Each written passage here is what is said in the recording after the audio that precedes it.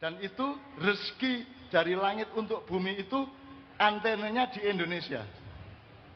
Jadi kalau Indonesia tidak menjadi superpower berarti pemimpinnya yang salah. Kalau Indonesia tidak makmur melebihi negara-negara lain berarti ada yang salah dengan kepemimpinan nasional. Oke? Maka mulai sekarang, mulai besok kalian harus cerdas menentukan pemimpin kalian. Kalau 2 kali tidak bisa, jangan sampai 3 kali. Oke? Nah, teman-teman sekalian, saya itu kan bingung. Diminta ke sini sama Kiai Kanjeng itu kan bingung, Mbak. Kan dimarahi banyak orang. Tadi aja di medsos saya dimarahi. Oh, Cak Nun menjilat Mbak Mega. Gitu kan? Aku yang jilat raimu gak tahu. Lo yang ngundang Mbak Mega kan berarti Mbak Mega yang jilat saya. Betul enggak? Ini tidak ada urusan jilat menjilat. Ini adalah cinta tanah air, cinta bangsa, cinta rakyat. Ya. Kemudian saya sampai kebingungan karena Bu Mega itu Mbak Puan sudah sekitar 3 tahun yang lalu ndawuhi saya untuk datang ke sini dan itu baru tercapai malam hari ini. Kan saya itu ngelewati perjuangan batin yang luar biasa dan akhirnya saya istikharah, saya wiritan serius dan saya kemudian bermimpi kira-kira seminggu yang lalu bahwa saya pergi keliling dunia kemudian pulang ke Indonesia saya ketemu dengan cakrawala di Senjahat. Di cakrawala terhampar kain yang sangat panjang tulisannya PDI Pengayoman. Bukan perjuangan. Karena PDI Perjuangan sudah dulu. Sekarang sudah jaya, sudah lega hatinya, sudah menang berkali-kali. Betul enggak? Sekarang saatnya adalah PDI Pengayoman. Semua rakyat Indonesia diayomi oleh PDIP. Betul ya? Urusan saya bukan ke Surabaya dan Gus Dur dengan Eros, bukan saya akan mampu mengangkat Mbak Mega menjadi ketua PDI. Urusan saya adalah bahwa saya menyatakan keberpihakan saya kepada kebenaran. Gitu kan? Kemudian saya ditangkap. Jadi di tengah KLB itu saya tidak sengaja ikut orasi. Saudara-saudara sebangsa dan setanah air ya. Begitu saya selesai, saya diseret oleh tentara 3 orang. Saya dibawa ke markas tentara Kolonel S namanya. Terus begitu saya masuk dalam tangkapan itu saya masuk terus saya ketemu komandannya. Komandannya bilang gini, kalau nggak gini caranya gimana caranya ngobrol sama Cak Nun? Asu bajingan saya bilang gitu kan. Ternyata bukan nangkap saya tapi ingin ngobrol sama saya. Karena saya pernah menolong kakaknya, saya pernah menolong bapaknya di riwayat sebelumnya gitu ya. Saya pernah sangat berbuat baik kepada keluarga mereka dan seterusnya. Terus dia ingin menyatakan terima kasih dengan cara menangkap saya. Jadi saya itu demi lahirnya PDIP itu saya ditangkap tentara, Mbak. Ini loh Indonesia, indahnya seperti ini. Saya tanya, apakah kita pernah latihan? Apakah pernah Kiai Kanjeng gabung latihan sama teman-teman? Enggak. Tapi Mbak Puan, tanpa latihan, tanpa rencana, tanpa apa, spontan, Indonesia mampu menciptakan keindahan yang luar biasa. Kuncinya bukan kehebatan, kuncinya bukan keahlian, kuncinya adalah hati yang tulus, kesediaan untuk bersama-sama satu sama lain. Betul enggak? Yep. Nah sekarang saya ingin cerita kepada Anda.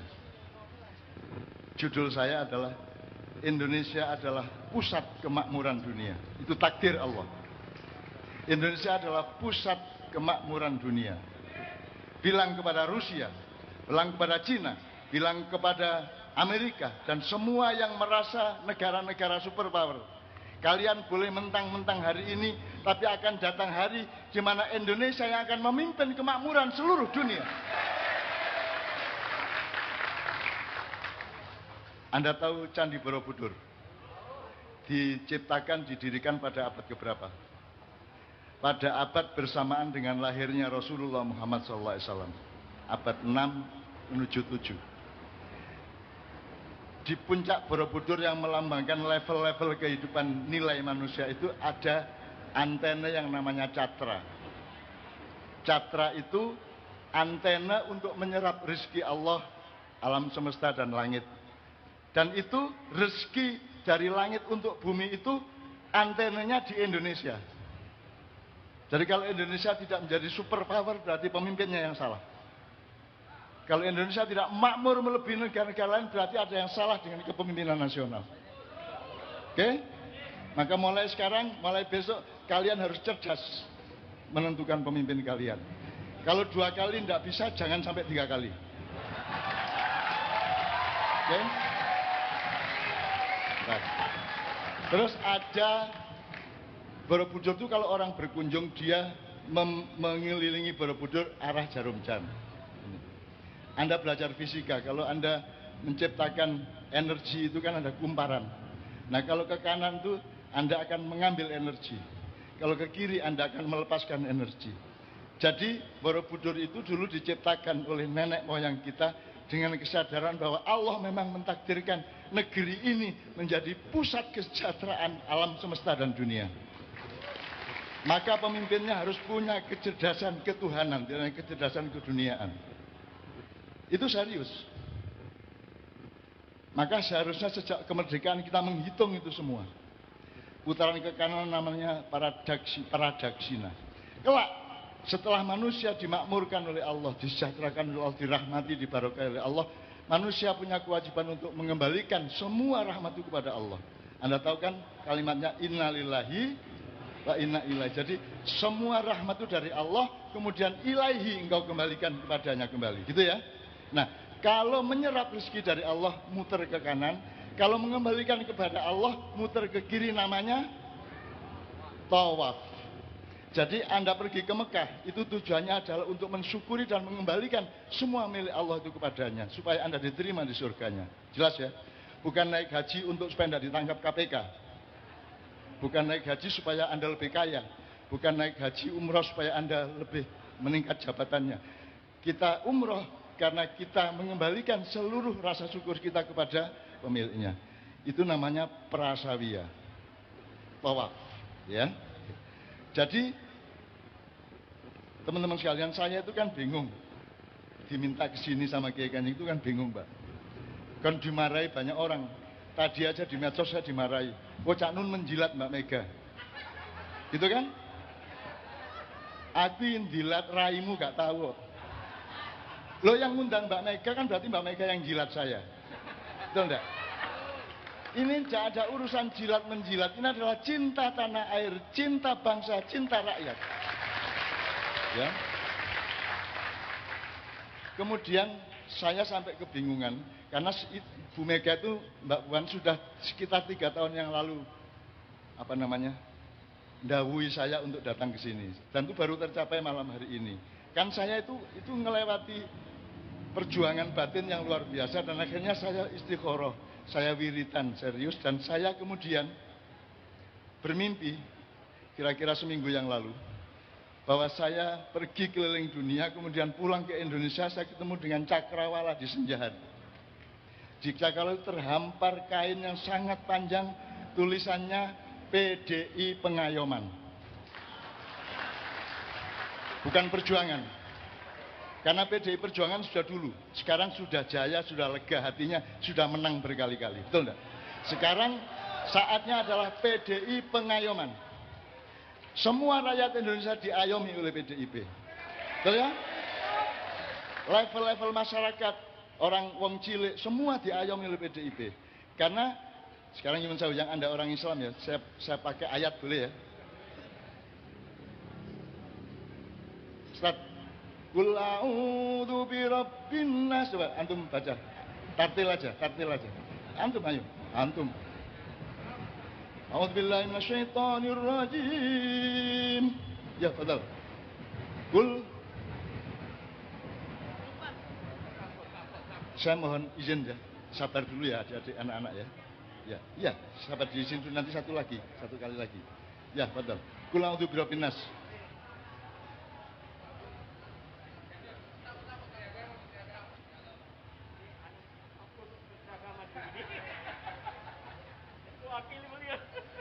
PDIP tidak terima, disangka tidak bisa baca Quran. Kita buktikan, ya toh? Ya toh? Betul, Ustaz? Ya, bisa Allah. An-Nas. Siap. Mulai sekarang? Ya, antum. أعوذ بالله من الشيطان الرجيم. بسم الله الرحمن الرحيم. قل أعوذ برب الناس ملك الناس إله الناس من شر الوسواس الخناس الذي يوسوس في صدور الناس من الجنة والناس. Sadaqallahul azim. Mbak Puan, teman-teman semua, saya mohon maaf karena saya belok ke Anas ini. Gini masalahnya soal PDI pengayoman. Nanti saya cerita macam-macam soal itu ya. Di surat itu ada Allah menyebut dirinya dengan 3 karakter. 1, kul, katakanlah a'udzu bi rabbin nas. Yang kedua, malikin nas. Ketiga, ilah. Itu ada 3 level fungsi dan eksistensi. Jadi yang nomor 1 apa? Rabbin nas. Baru malikin nas, baru. Jadi gampangnya gini, kalau Anda jadi dandim, kalau Anda jadi pejabat, kalau Anda jadi nomor 1 itu pengayoman. Rabbun dulu, rububiyah dulu. Kul a'udzu bi rabbin nas dulu. Kalau nanti ngeyel yang kamu ayom itu, tunjukkan aku ini pejabat. Aku ini malikin nas, gitu loh. Gitu loh. Aku ini malikin nas, aku ini punya otoritas sah konstitusional. Kalau masih ngeyel bilang ilahin nas, tak tempiling tenan gue. Gitu ya. Nah, teman sekalian, ini ada urut-urutan seperti itu di Al-Qur'an. Coba sekarang ingin saya bagi 3. Mbak-mbak, kelompok 1 yang tengah, kelompok 2, mulai yang ke sini kelompok 3 ya.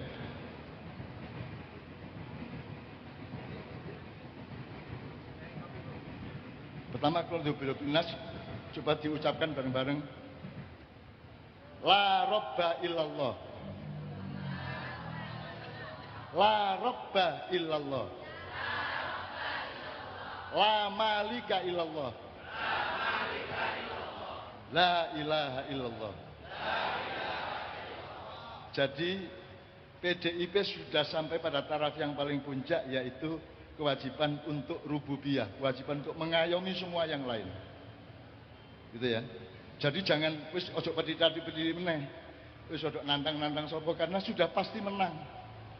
Sudah berkali-kali menang, sekarang saatnya mengayomi. Ketika saya ke Amerika sama istri saya kira-kira 3-4 tahun yang lalu, di Kedutaan Besar Indonesia di Washington, itu di depan gedung KBRI itu ada patung Dewi Saraswati. Tahu Dewi Saraswati? Itu dari dunia wayang, dari Bali, Dewi Saraswati. Itu patung di depan gedung itu. Sehingga teman-teman PKS, HTI marah. Loh, kok patungnya, kok hiasan Kedutaan Republik Indonesia, kok Dewi Saraswati, nanti disangka negara Hindu loh kita. Kan gitu kan? Sehingga ketika saya datang, mereka mengeluh kepada saya, para pejabat Kedutaan, Cak, gimana nih, kita diprotes oleh teman-teman Islam karena bikin patung Saraswati. Terus saya bilang, mayoritas di Indonesia itu penduduknya beragama apa? Biasanya yang banyak melindungi yang kecil, yang sedikit, atau yang sedikit melindungi yang banyak? Yang kuat mengayomi yang lemah, ataukah yang lemah harus mengabdi kepada yang kuat? Yang kuat mengayomi yang lemah. Jadi bilang kepada teman-teman aktivis Islam itu bahwa patung Dewi Saraswati ini lambang pengayoman umat Islam kepada seluruh bangsa Indonesia. Betul enggak? Betul enggak? Itu salah satu cerita. Mbak Puan, saya pernah ceramah bareng Gus Dur, Ibu, sama Dr. Nurholis Majid di pesantren Tambak Beras. Jadi yang pembicaranya Bu Mega, Nurholis Majid, Gus Dur. Saya diundang juga tapi telat datang, dan ketika saya datang ada rombongan tentara, 1 peleton tentara datang untuk ngerebek dan membubarkan acara itu. Maka teman-teman Banser, Ansor, Allahu Akbar, mencoba menghalangi. Itu zaman Orba ya, jadi yang berkuasa bukan Polri tapi TNI gitu ya.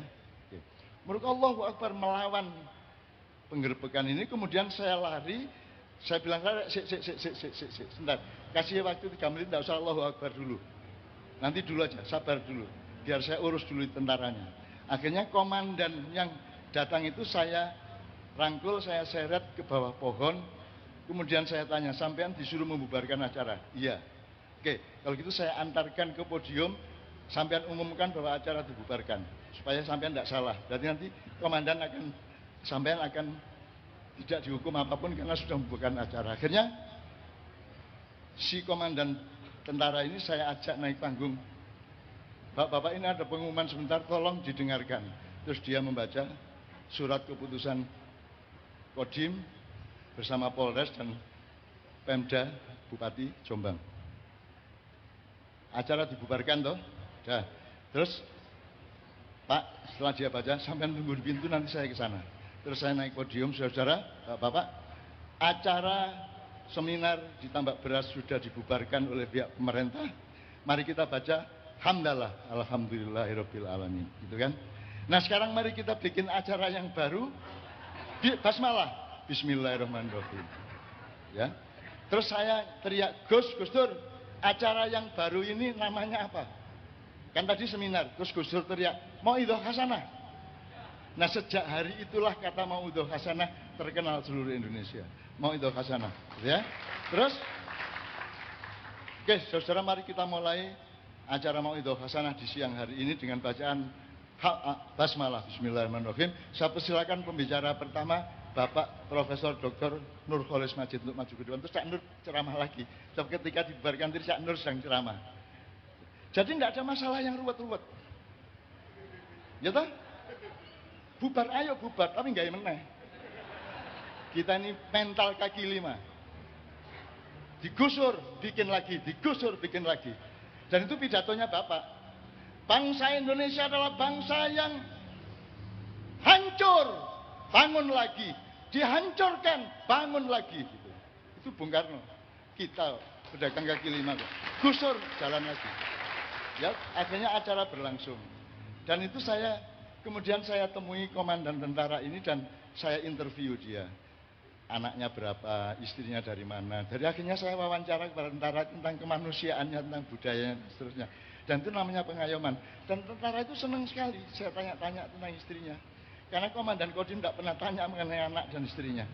Kan gitu kan. Jadi Mbak Puan, tolong temukan cara-cara untuk mengayomi rakyat. Bermacam-macam cara untuk mengayomi semua pihak di Indonesia. Terserah mereka gimana, pokoknya Anda mengayomi terus. Ini sudah saatnya PDIP menjadi Nyai Madodera. Nyai Madodera itu bahasa Ternate. Kalau di Keraton Solo Jogja kan ada gelar misalnya Kanjeng Raden Tumenggung. Nah, kalau di Kerajaan Ternate itu ada gelar yang bunyinya Nyai Madodera.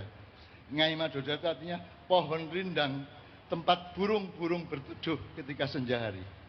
Dan Mbak Puan, sekarang ini Indonesia sudah memasuki sore hari, senja menjelang. Maka burung-burung akan berdatangan ke PDIP untuk minta pengayoman dan perlindungan. Gitu kan? Nah, terus ada, mungkin Mbak Puan sendiri belum pernah mendengar atau mungkin sudah ya.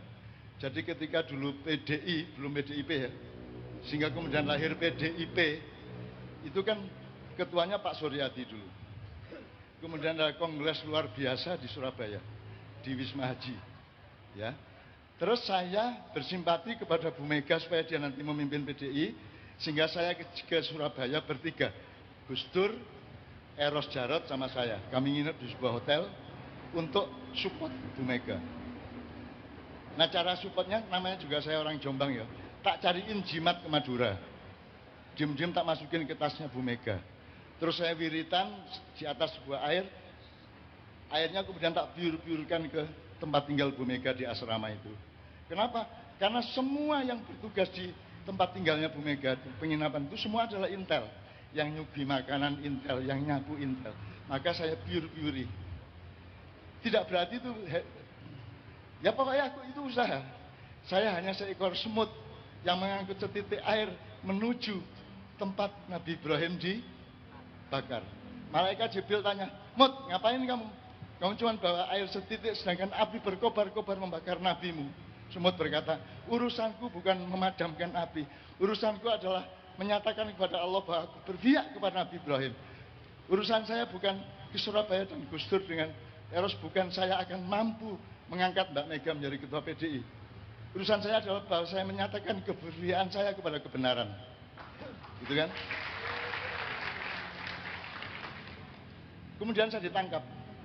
Jadi di tengah KLB itu saya tidak sengaja ikut orasi. Saudara-saudara sebangsa dan setanah air, ya. Begitu saya selesai, saya diseret oleh tentara 3 orang. Saya dibawa ke markas tentara Kolonel S namanya. Terus begitu saya masuk, dalam tangkapan itu saya masuk, terus saya ketemu komandannya. Komandannya bilang gini, kalau nggak gini caranya, gimana caranya ngobrol sama Cak Nun? Asu bajingan, saya bilang gitu kan. Ternyata bukan nangkap saya, tapi ingin ngobrol sama saya.